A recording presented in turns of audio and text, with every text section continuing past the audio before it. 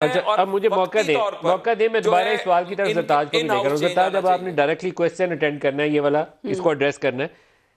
کیسے ممکن ہے -1 اور یہ نئے الیکشن جو اپوزیشن بات کر رہی ہے؟ ایک تو سب سے پہلی بات یہ کہ ملک صاحب کہاں سے اپوزیشن کٹھی ہو کے آپ کے لیے خطرہ بن سکتی ہے؟ کیونکہ 4 ووٹ ہیں نا آپ کے، 4 ووٹ ادھر ادھر ہو بھی سکتے ہیں، کوئی ایسی بڑی بات نہیں ہے. صرف بات یہ کہ جو پی ٹی آئی میں ہے نہیں، پاکستان میں بھی پرائم منسٹر عمران خان کے پائے کا کوئی لیڈر نہیں. ان میں سے کسی کا کت کاٹ ہی نہیں ہے. کیا اس نے میفیئر کے فلیٹ بنائے؟ کیا اس نے لندن میں ایوان فیلڈ بنائی ہے؟ کیا اس نے دبئی کے ٹاورز بنائے ہیں؟ کیا اس نے منی لانڈرنگ کی ہے العزیز، یا اس کے اوپر کوئی ریفرنس ہے، یا اس نے فورجری کی ہے؟ کیا اس کی لندن میں کوئی پراپرٹی تھی؟ کیا کیا ہے پرائم منسٹر عمران خان نے؟ پرائم منسٹر عمران خان تو ان کا کیا ہوا جو انہوں نے گند کیا ہے 31,000 ارب کے جو قرض ہیں اس کو ٹھیک کر رہا ہے. کیا کوئی رائیول گروپ ہے with in P T I? P T I میں تو سوال ہی نہیں پیدا ہوتا. یہ اپنے ہاؤس کی فکر کریں. ان کے پہلے ان کو کیا ان کے لیے شرمندگی کافی نہیں تھی جب ان کے سارے سینیٹرز نے صادق سجرانی صاحب کو ووٹ دے دیا تھا؟ انہوں نے کہا جی یہ پہلے شروعات ہے. انہوں نے پھر 2 کمیٹیاں بنائیں. قوم ان سے سوال کرتی ہے کہ وہ کمیٹیاں کدھر گئی جو آپ نے اپنے سینیٹرز کا بتانا تھا جنہوں نے صادق سجرانی صاحب کو ووٹ دے دیا؟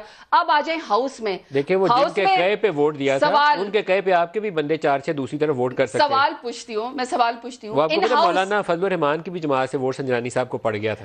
تو میں اب ہاؤس میں ان ہاؤس میں سوال پوچھتی ہوں. ان ہاؤس میں یہ کیا شہباز شریف صاحب واپس آئیں گے؟ شہباز شریف صاحب کی وہاں کو پرسنالٹی بتاتے. شہباز شریف اس طرح انگلیاں گھما کے کہتے تھے کہ میری عزت اور انٹیگریٹی کا سوال ہے، میں ڈیلی میل کے ڈیوڈ راس کے خلاف مقدمہ کروں گا.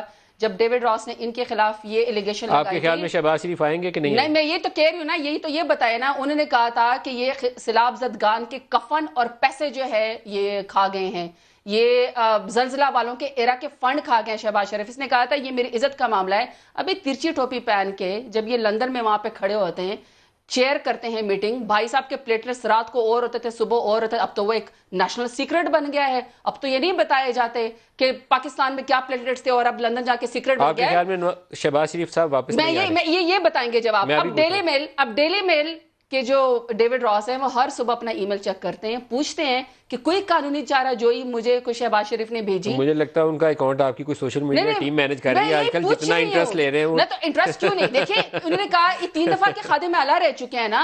آپ کے اوپر آپ کی عزت کا سوال ہوتا ہے اور آپ نے انگلیاں گھما کے پریس کانفرنس کی تھی. ان کو آپ کے طبقے کے ایک بہت معزز شخصیت ہیں، انہوں نے ان کو آفر کی ہوئی کہ آپ پیسے نہ دیں شہباز شریف صاحب، میں آپ کے جو ہے مقدمہ جو ہے وہ اس پہ ڈیلی میل پہ اور ڈیوڈ راس پہ کر دوں گا.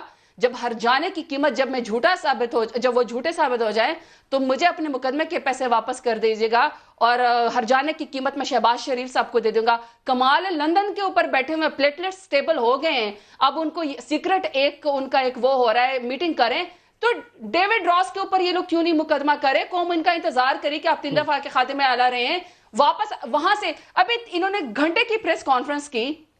آئیں آج مراد سعید نے کہا، آج پارلیمنٹ نے کہا آئیں آپ بتائیں کہ جی یہ ہے وہ ذرائع جس کی وجہ سے جو ہے وہ عراق اور اس کے میں نے فنڈ نہیں کھائے. اور یہ جو ابھی 4 مزید ٹیٹیاں ان کے نکلے، 7 ارب کے پیسے ان کے وہ جو نکلے ہیں ابھی مزید 6 کمپنیوں سے، اس کا کہ پارلیمنٹ میں جواب دے. سب کو جھوٹا کر دیں.